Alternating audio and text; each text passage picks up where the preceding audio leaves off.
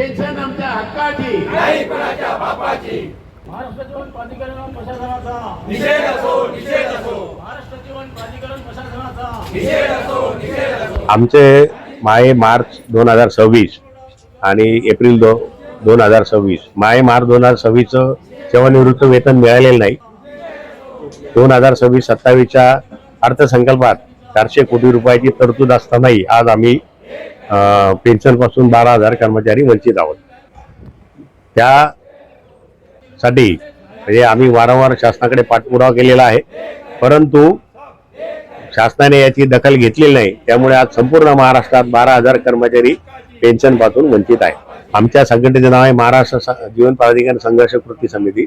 मी या संघर्ष कृती समितीचा अध्यक्ष आहे आणि या ठिकाणी जे सर्व कर्मचारी आमचे सेवानिवृत्त जमलेले आहेत हे आपण बघत आहात। हे वयोवृद्ध कर्मचारी त्यांच्या आजारपणाचं कारण असताना देखील या ठिकाणी ते उपस्थित आहेत। आम्ही 2022 पासून संघर्ष कृती समितीच्या माध्यमातून वेळोवेळी आंदोलन छेडली, त्यापैकी बऱ्याचशा मागण्या मान्य झाल्यात, परंतु महालेखाकार मुंबई यांच्या एका पत्रामुळे आज आमच्या कर्मचाऱ्यांमध्ये अस्वस्थता पसरलेली आहे आणि या पत्रामुळे मार्च 2026 आमचं पेन्शन पूर्णपणे स्थगित झालेलं आहे। आमची पेन्शन नियमित मिळायला पाहिजे, कायमस्वरूपी लेखाशीर्ष निर्माण करायला पाहिजे।